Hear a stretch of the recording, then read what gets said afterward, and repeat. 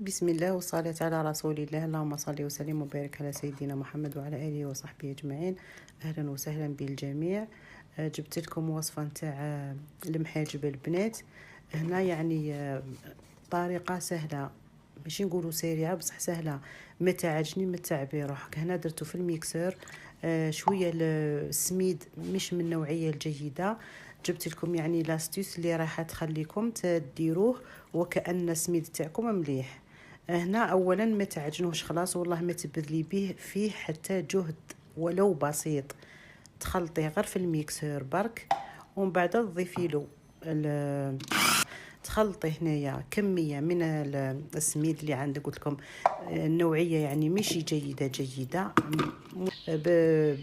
بنوعيه والله كاليتي يعني جيده. هنا باش يجيك مليح وما يتعبكش، زيدي له الفارينه. والطريقه انك تميكسيه في ميكسر، ديري كميه تاع سميد مع شويه تاع ملح وشويه تاع خميره تاع العجن. هنايا الحاجه باش تسهل لك المهمه، ديري حوالي نص مغرفه برك تاع خميره الفوريه هذه. يعني تستغرب بان كيما نقولوا المحاجب، يعني عجينه المحاجب بالخميره. هنا قلت لكم باش ما تعجنيش وما تعبيش روحك، خلاص تحصلي على عجينه سهله وطريه بدون مجهود. وهنا ديري تخلطيه قلت لكم في الخلاط، وتحطي الكميه اللي هنايا في هذا الريسيبيون كبير شويه، وديري كميه نتاع ملح كيما نقولوا عينك هي ميزانك. ومن بعد تولي تحطي مع مغرفه تاع خل ثاني يسهل المهمه، وتزيدي الفارينه حتى تتحصلي على العجينه اللي نحوسوا عليها. هنا الفارينه مش راح نقول لك قداش، هاي مغرفه تاع الخل المحسن الغذائي في هذه النوعيه تاع العجائن. وتخلطيه هنا خيرانقه. هذا مكان هذه يعني الحاجه جديده في هذه الطريقه تاع العجن. زيدي الفارينه بشوي بشوي حتى تتحصلي على العجينه اللازمه تاع المحاجب. هاني نضيف الفارينه بشويه،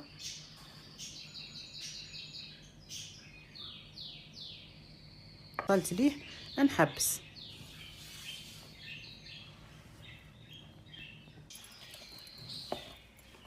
ما استعملت ولا جهد في العجن. يعني هنا المرأة العاملة اللي وحدة تكون مريضة، وحدة تكون مش قادرة، دير هذه الطريقة وتحطه يرتاح مدة من الزمن، تلقيه طري ساهل ماهل. غير ما عليها غير تشكل القرص تاعها تاع المحاجب وتخليه يستراح شوية برك. ومن بعد تولي تشكل هذو كله زيت تاع العجين كيما موالفين، يعني كيما العملية تاعنا العادية. وتحطو ثاني يرتاح شويه وتبدا تخدم خدمتها، تتحصل على محاجب ولا اروع. والله ما تتعبوا فيهم البنات. يعني هذا الغرض تاعي انكم تديروهم بسهوله بدون عناء. هنايا البصله نقطعوها كيما هما في شرائح هكذا، ونديروهم بشويه تاع زيت يتقلاو.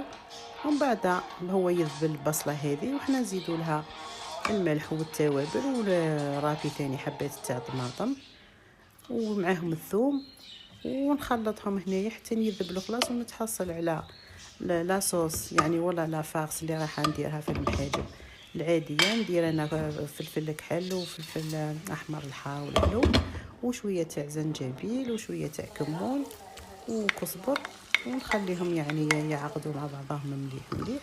نتحصل على كيما نقول حنا القوام اللي نتحصل نحوس عليه. ونزيد شويه هريسه وشويه طماطم نتاع العلب يعني مصبره، وهي تبرد نخليها تبرد خلاص. تحبوا تخليوها كيما راهي. اللي يحب البصله هكذا يلقاها يعني في يقعد ياكل يلقى هذوك الشرائح تاع جوانح تاع الطماطم طويله هكذاك. واللي يحب ما يميكسيها، يحب يميكسيها ثاني نورمال ماشي حاجه ليا هكذاك. واللي يحب ما يميكسيها يحب يميكسيها. انا بعد ما وجدت العفاقس يكون العجين ديجا ريح بدون قلت لكم عجن بدون عناء بدون تعب. حنا دائما نسعوا لهذاك الشيء نتحصلوا على محاجب ولا اروع. جربوا البنات الوصفه وردوا لي الاخبار.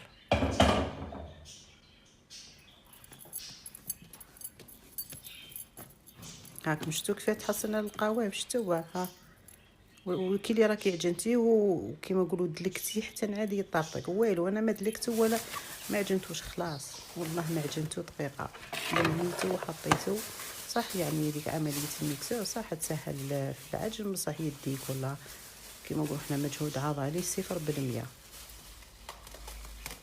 هنا نديروهم ندهنوا ونحطوا كيما العوايد، نغطيهم بالبلاستيك باش ما ينشفوناش، ونبداو نشكلوا ونقرصوا كيما هكا.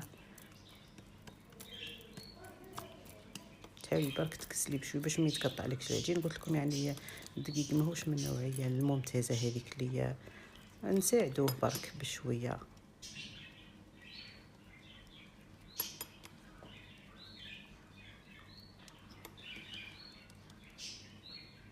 باش يعني ما تكونش عندك حجه تقولي ما عنديش سميت اللي يصلح لي ما نديرش. قلت لكم ديروا برك الحيل هذو، وانتي درتي فيها محاجب، لبيتي رابط تاع افراد العائله وتاع وليداتك وتنحي السخفه وكلش.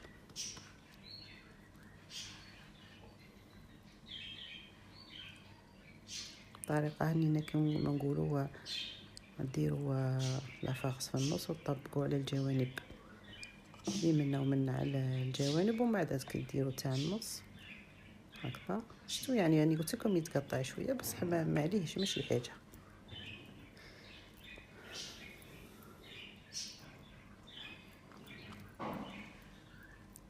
كاين سميد اللي فيه كيما نقولوا حنا غلوتين، كاين ما فيهش.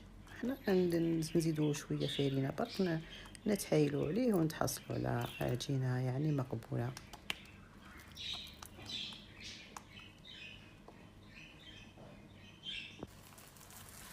هكا نطيبوا منا ومنا ونقلبوا ونحركوا كيما تعرفوا حتى نتصلوا عليه شويه. انا ما نشتيش يكون معجن، نشتي شويه نطيبوا مليح يعني شويه زياده في الطياب.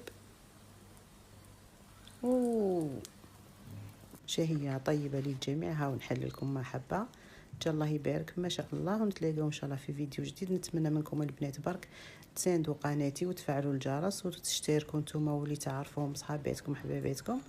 واي ملاحظة اني مستعدة يعني نطبقها. والسلام عليكم ورحمة الله تعالى وبركاته.